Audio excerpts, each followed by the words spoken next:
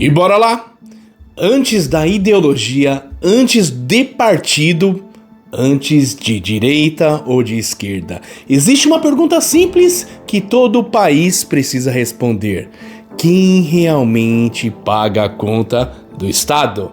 Em toda a sociedade moderna, o debate é o mesmo. O que muda é sempre quem finge não ver a resposta. No Brasil, a resposta é muito clara. Eles dizem: vamos taxar os super ricos. Aí aparecem nos jornais manchetes, palmas, discursos inflamados sobre a justiça social. Mas olha com calma, quem está falando são os mesmos que vivem há décadas do dinheiro público. O problema nunca foi o rico, o problema é o rico do Estado.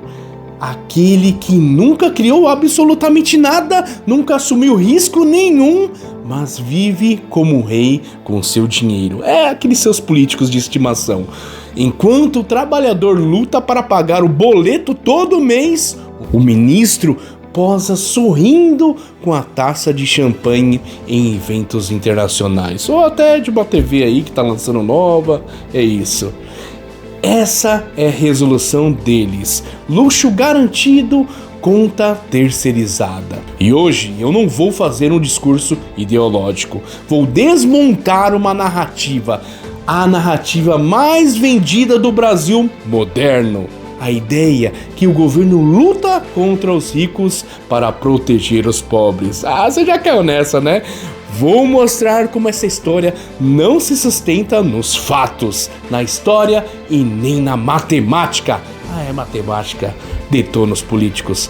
Porque enquanto você é convencido que o inimigo é o empresário, o autônomo, ou o sujeito que abriu um CNPJ para sobreviver, o verdadeiro inimigo segue invisível, intocável, confortável e blindado. Eles não querem igualdade, querem exclusividade no luxo e dependência para o resto. O Brasil tem uma das maiores cargas tributárias do mundo. Mais de 36% do PIB vira imposto. Aqui você paga para acordar, para trabalhar, para sobreviver. De cada R$100 que você ganha, quase R$40 desaparecem no ralo do Estado. E mesmo assim, o discurso oficial se repete como um mantra: os ricos precisam pagar mais. Só que mais de 70% da arrecadação vem do consumo. Quer dizer, da classe média, do pequeno empresário, do trabalhador informal, do cara que paga imposto até para vender pastel na feira. Isso não é justiça fiscal, é transferência silenciosa de renda, de baixo para lá em cima em Brasília. Nos anos 70 e 80, o Estado cresceu dizendo que precisava proteger. Nos anos 90, prometeu eficiência. Nos anos 2000, virou gestor de redistribuição. A partir dos anos 2010, algo mudou. O Estado deixou de ser meio e virou fim. Criou uma casta própria, autônoma, desconectada da realidade de quem produz. Salários blindados, aposentadorias especiais, privilégios vitalícios. O discurso continuou social. A prática virou aristocrática. O Brasil não tem um problema recente, tem um modelo antigo que amadureceu muito mal. Agora observa o contraste.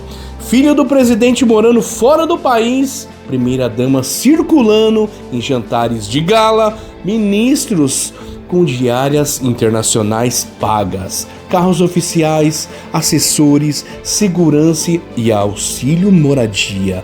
E no mesmo palanque, o discurso é: nós vamos cortar privilégios dos ricos, né? Não dos políticos.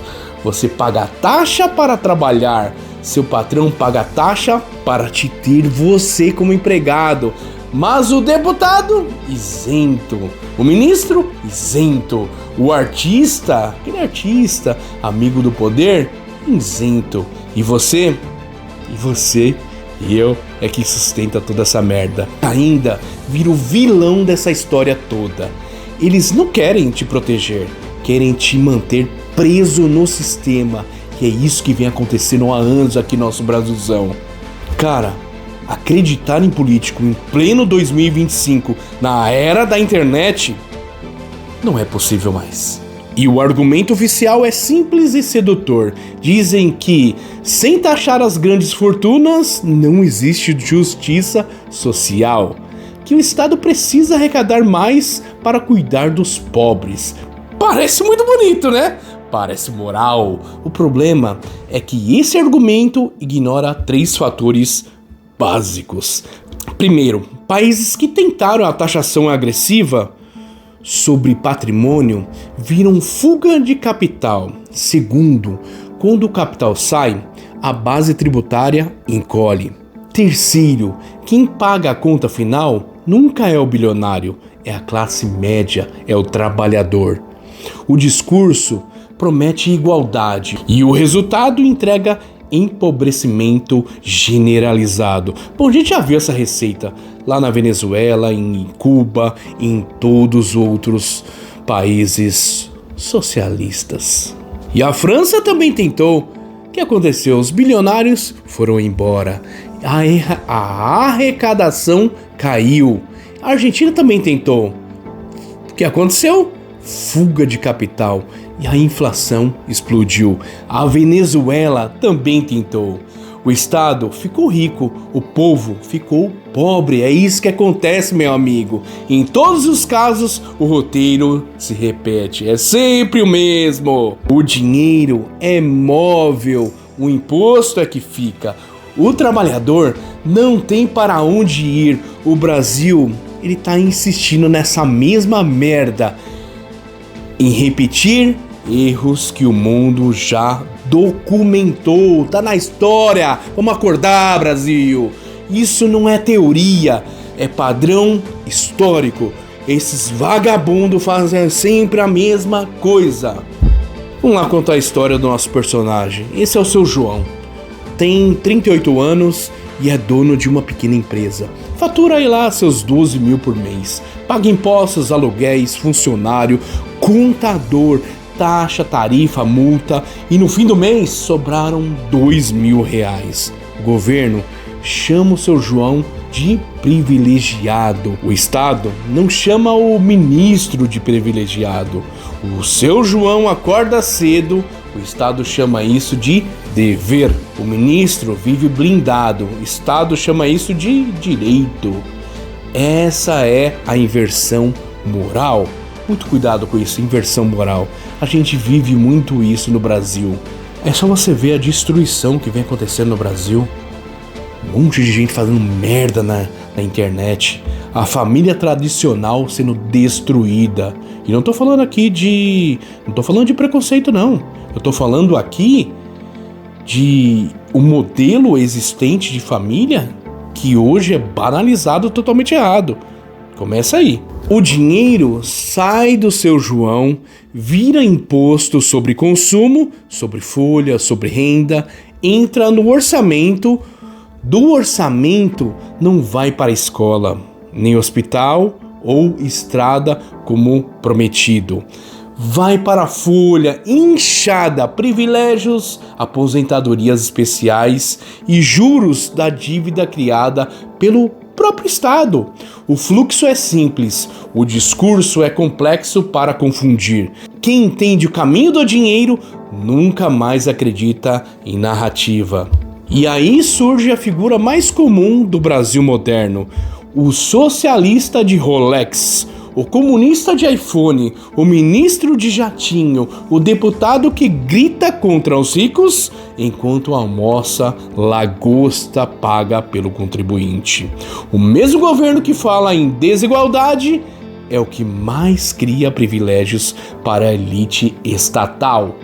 São os verdadeiros super ricos do Brasil, milionários de salário público, aposentadorias blindadas, foro privilegiado. O Estado não odeia o rico, odeiam quem é livre. porque um povo independente não implora, escolhe. E eles dizem que combatem a elite, mas são a própria elite. O rico de verdade cria riqueza, gera emprego, assume riscos. O rico do sistema apenas drena, não produz, não contribui, não gera, apenas consome. E ainda se apresentam como salvador da pátria. O problema não é o lucro, o problema é o privilégio travestido de virtude. O brasileiro trabalha quase 5 meses no ano só para sustentar um Estado, em troca de receber serviços precários e discursos morais. E ainda é convencido de que precisa pagar mais imposto. A pergunta final não é política, é ética. E até quando você vai aceitar pagar o luxo de quem diz te proteger? Escreva aqui embaixo pra mim agora. Olha essa polêmica aí. Quem são, pra você, os verdadeiros super ricos do Brasil? Comenta aqui embaixo, vai. E se esse vídeo te incomodou, é porque ele toca na raiz do problema e você sentiu. Então se inscreve no canal para não perder nenhum vídeo, porque aqui a gente não repete slogan, é direto, é na lata. A gente explica o sistema. E no próximo vídeo eu vou te mostrar por que o Brasil foi desenhado para nunca deixar você sair do lugar. E eu vou deixar 2 vídeos aqui no final para você continuar comigo aí nessa resenha. E toda a sociedade que pune quem produz e recompensa quem controla termina pobre. Não só de dinheiro, tá? Mas de espírito. Eles falam de igualdade com uma taça de champanhe na mão. Você fala de sobrevivência com boleto na mesa. E o problema nunca foi o rico. O problema é quem usa o dinheiro para bancar o luxo dos ricos do Estado. E no fim das contas, o único imposto que eles nunca vão pagar é o da consciência. Até a próxima. Um abraço.